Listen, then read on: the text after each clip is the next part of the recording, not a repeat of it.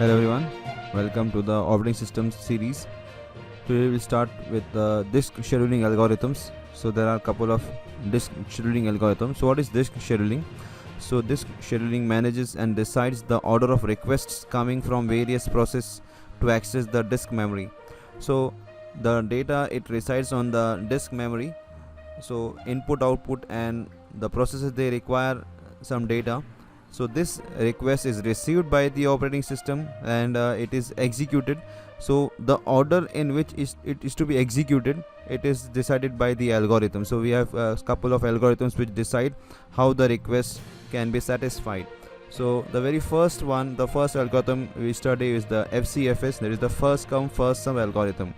Now this first FCFS is the most simplest algorithm in which the requests are entertained according to their order of arrival. So the one which arrives first is executed first.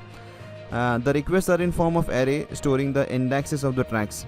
So now we'll see one animation in which how these requests are executed. We'll see that, and finally we will do the calculation.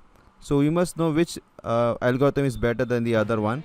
So for that purpose we have some criteria. One of the criteria is how much head movement. We will see what is the meaning of head movement is required. So how much head movement is required to satisfy the request.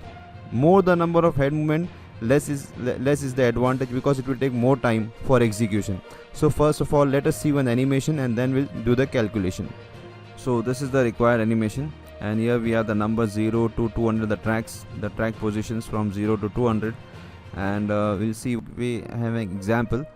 So we assume that this is the arrival order. The first is 46, then 110, 32, 52. So these are the requests, okay, which have arrived in this particular order. And we assume that the current head position is at number 50. So we assume that the current head position is 50, and then we'll see how the head movement will occur.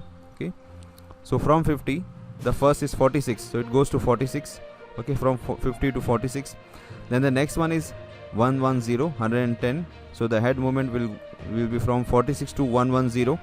Then from 110 it goes to 32. Okay, so this is the movement from 110 to 32. And the next request is 52. So it goes from 32 to 52. And then from 52 to 14, and then from 14 to 120, the next request, and then from 120 to 36, and then finally from 36 to 96. So this is how the requests are satisfied or they are executed. Now let us calculate the head movement. Okay, so more the number of head movement, less is the advantage, because it will take so much time for this movement of to take this head movement from one of the request to the other request. So we'll do the calculation, and then in the coming videos we'll use the same arrival order and do the calculation for other algorithms.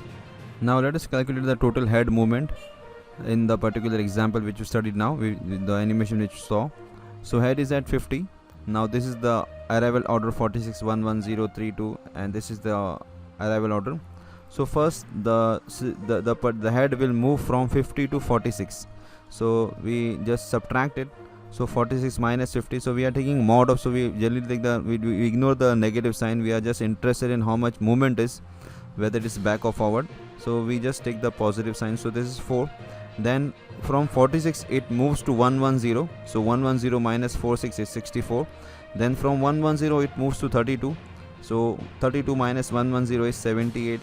And then 32 to 52. So 52 minus 32 is 20.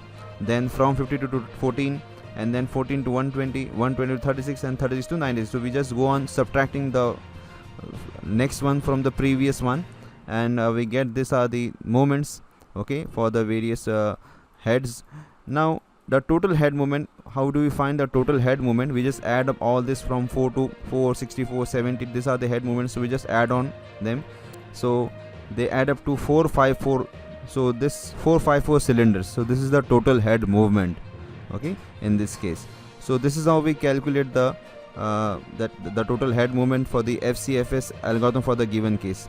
So we'll see this calculation in the next algorithm for the other algorithm. Okay? So that's all for this particular session. Thanks for watching.